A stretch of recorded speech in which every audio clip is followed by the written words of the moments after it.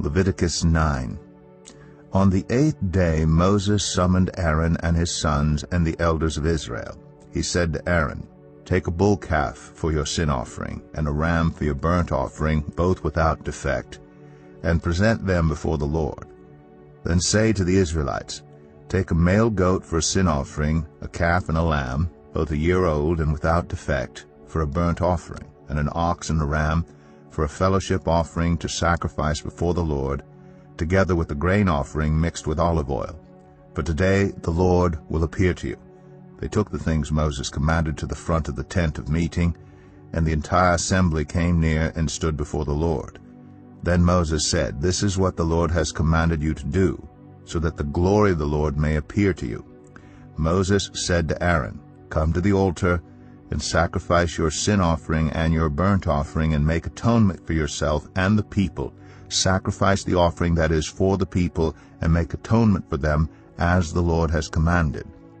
So Aaron came to the altar and slaughtered the calf as a sin offering for himself. His sons brought the blood to him, and he dipped his finger into the blood and put it on the horns of the altar.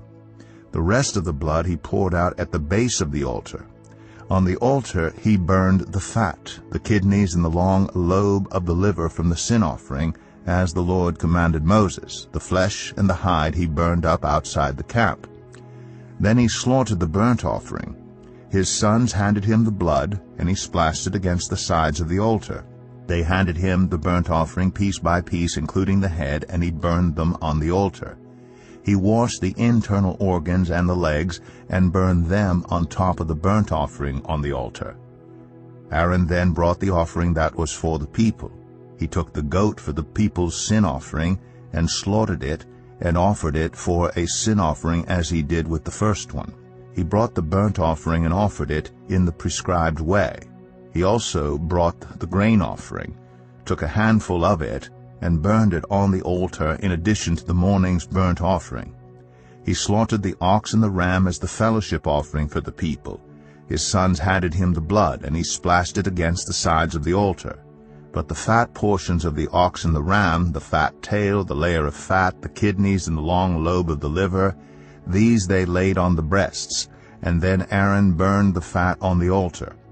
Aaron waved the breasts and the right thigh before the Lord as a wave offering, as Moses commanded.